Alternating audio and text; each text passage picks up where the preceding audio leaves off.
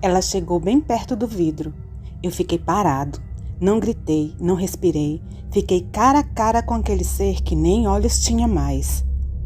Ela ficou parada por alguns segundos, cheirando o vidro do carro. E depois foi embora, sem olhar para trás.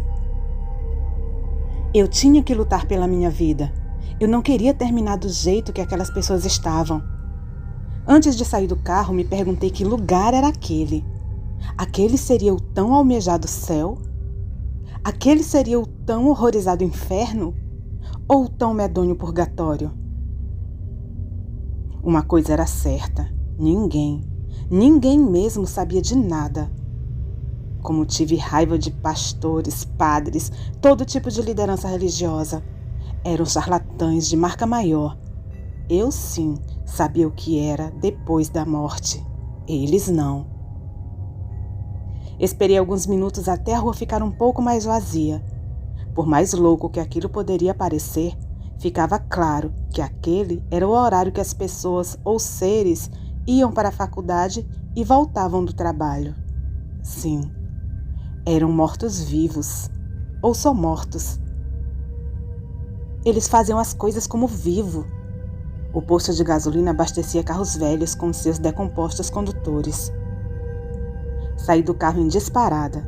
Avistei uma espécie de terreno baldio com um pequeno casebre de madeira, já quase todo tomado pelo mato. Entendo que foi uma ideia para lá de tola, mas o cenário que se apresentava a cada momento mostrava que eu tinha que sair da rua. Lá eu estava em total perigo. Na minha cabeça, quando o dia chegasse, as formas mais normais das pessoas ou seres iam melhorar. Pelo menos, não se mostrar tão medonha. Pensei que sem as chagas e sem a putrefação que eu tinha visto antes das 18 horas, seria um modo de eu me infiltrar e achar o caminho de volta. O meu coração desacelerou por um tempo. Ouvi sussurros que vinham de dentro do casebre abandonado. Foi o pior momento naquele lugar. Ali pensei que tudo estava perdido. Olhei para trás e vi apenas o acender e apagar dos cachimbos. Eram mortos a se drogar. Só ali pude realmente entender o que estava diante dos meus olhos.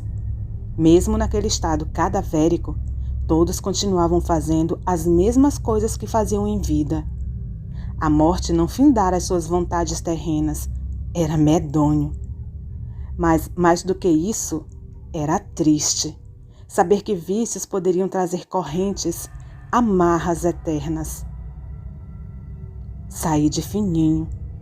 Mesmo assim, ainda passei por um usuário de crack, ou ex-usuário, nem sei ao certo, devido ao seu estado de ex-vivo, agora morto. Um cadáver que já não tinha olfato para sentir a minha presença, passou por mim com tamanha indiferença. O que ele queria era seus parceiros eternos de drogas. Mais uma vez tentava achar um lugar, um refúgio, até clarear o dia. Fui me esgueirando pelos cantos dos muros. Quando vi alguém se aproximar, me abaixava por entre os carros. O meu medo ainda se mantinha nas alturas. Eu tentava não pensar que estivesse morto, mas não conseguia. Eu estar morto era a possibilidade mais plausível no momento. Se alguma coisa pudesse ser plausível ali. Se o meu relógio de pulso estivesse certo, ainda eram 20 horas e 6 minutos. Até o dia clarear seria uma eternidade. Palavra até estranha de se pensar naquele momento. Fiquei sentado atrás de uma lixeira. Era num canto que me dava uma visão de toda a rua e das casas em frente. Um instante em que eu pude dar algumas gargalhadas baixas foi aquele. Sim, os animais também são como nós, como os humanos. Não pude deixar de achar graça. Alguns pequeninos roedores de cadáveres à procura de restos de comidas nas lixeiras. Aquilo ficava cada vez mais louco. Como? Como mortos se alimentavam? E sim, para quê? Qual era o verdadeiro sentido daquilo? Meus braços já estavam ficando roxos de tantos beliscões que eu dava em mim mesmo. Toda hora achava ser um sonho, devido a tanta bizarrice. Mas eu nunca acordava. Aquilo me deixava desesperado, cada vez mais desesperado. Na verdade, não estava preocupado com ninguém do lado de lá. Eu era sozinho, vivia sozinho, não tinha namorada, filhos, nada. Trabalhava num escritório, o qual já rezava para sair. Mas por mais monótona que minha vida era, eu a queria de volta. Queria muito o que eu odiava. Naquela situação, até os desafetos faziam falta. Eu estava morto. Estava convicto que eu estava morto. Em algum momento, eu tinha batido o carro e não tinha percebido. Essa realidade mais provável já pavimentava a minha mente. Foi aí que eu ouvi um assobio. Olhei para os lados e não vi ninguém. A rua estava vazia. Me perguntava de onde vinha o assobio. Assobio que já se transformava em psiu. Ei! Eu nem sabia se poderia ficar, mas fiquei mais apavorado. Olhei para aquela janela daquela casa e em frente eu vi um homem acenar. Ele me chamava, mas uma coisa de cara eu percebi. O homem não estava como os outros, estava normal, com roupas. Falou ainda mais alto, mas demonstrou medo também. Venha logo, rapaz, venha! Você aí corre perigo! Fechei os meus olhos e atravessei a rua. Fui em direção daquele que me trazia esperança naquele momento de tanto pavor. Cheguei na porta e o homem tratou de levar-me para dentro. Era uma pessoa normal, não estava em decomposição e nem fedia. Como eu fiquei aliviado naquele momento.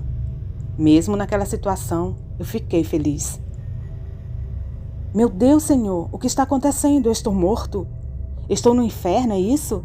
E o Senhor quem é? É o diabo? Eu não me lembro de ter batido o carro, mas foi isso? Vamos, homem, me dê respostas! Eu parecia uma metralhadora ambulante, não parava de falar, mas o tal homem deu um sorriso e disse: Se acalme, rapaz, tudo vai voltar ao normal. Não, você não está morto, como eu também não estou morto. Aquelas pessoas lá fora estão mortas, mas eu e você não. Vejo que o senhor tem sotaque, eu consigo entender perfeitamente, mas de onde o senhor é e como veio parar aqui?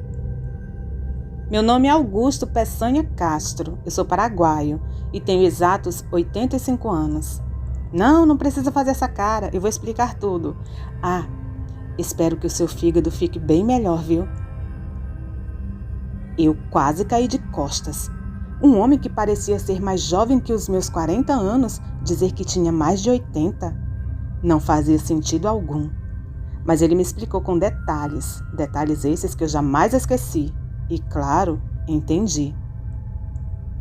Primeiro eu preciso saber se você tem na sua mente a hora exata que entrou aqui nesse plano. Você lembra? Sim, eu lembro, senhor Augusto. Foi às 17h50. Muito bem, vamos deixar o senhor Augusto para lá. Me chame apenas de Augusto. Ele me disse que era fácil sair dali sabendo a hora exata que se passou pelo portal. Mas que lugar é esse? Quem são aquelas pessoas? Aquelas pessoas, elas já morreram, mas ainda fazem eternamente as coisas que faziam no outro plano. Eu não sei te explicar como isso funciona. Eles estão presos em seu próprio costume, não deixaram suas almas seguirem adiante. Ah, mas e você? Como assim tem mais de 80 anos? Isso não faz sentido algum. Eu estou aqui desde agosto de 1993, no dia 24 de agosto. Nesse dia eu recebi a triste notícia que eu estava com câncer no cérebro e teria poucos dias de vida. Aquilo me deixou desesperado. Eu saí do consultório da rua Paulo Pitanga, em Pedro Juan Cabarreiro, e saí andando pelas ruas, chorando. Eu não queria chegar em casa. Estava morto por dentro. E aí, o que aconteceu? Calma, meu rapaz. Me perdoe, estou nervoso. Eu sei. Bom, como eu ia dizendo, um homem sentou-se ao meu lado na praça. Foi de repente. Eu nem vi a sua chegada.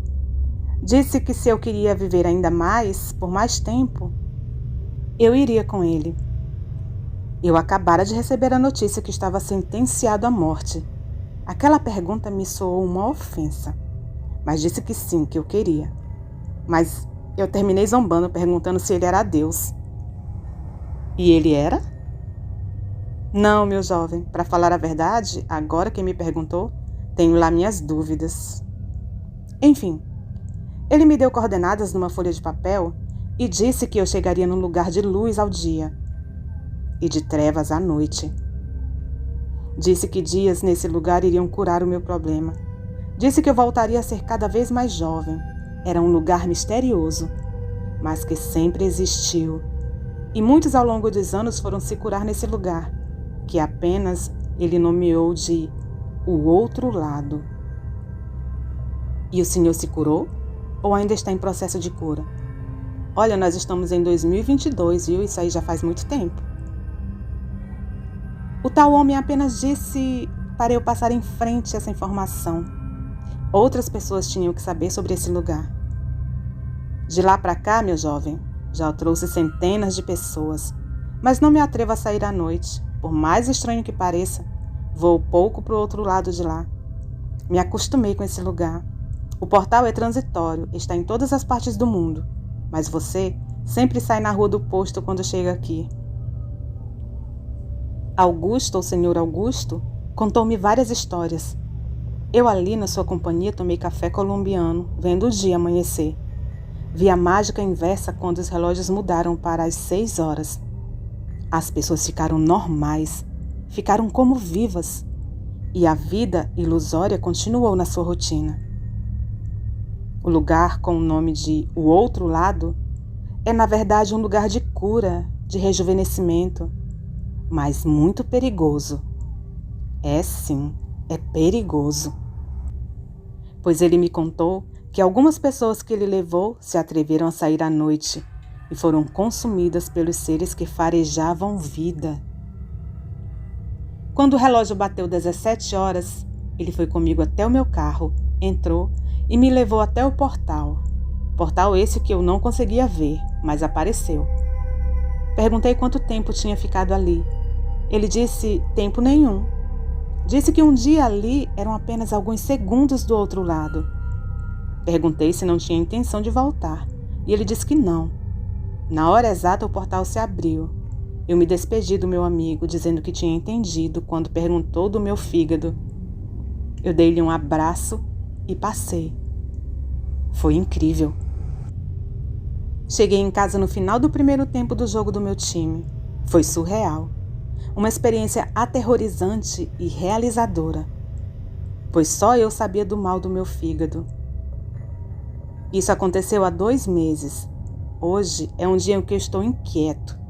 O meu vizinho acabou de chegar chorando. Disse que o seu exame deu o que ele mais temia.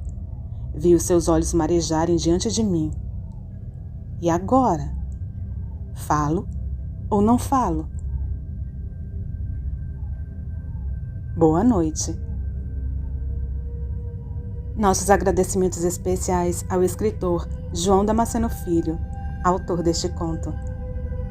Você pode encontrar vários outros contos do João Damasceno em sua página no Facebook. Passa lá!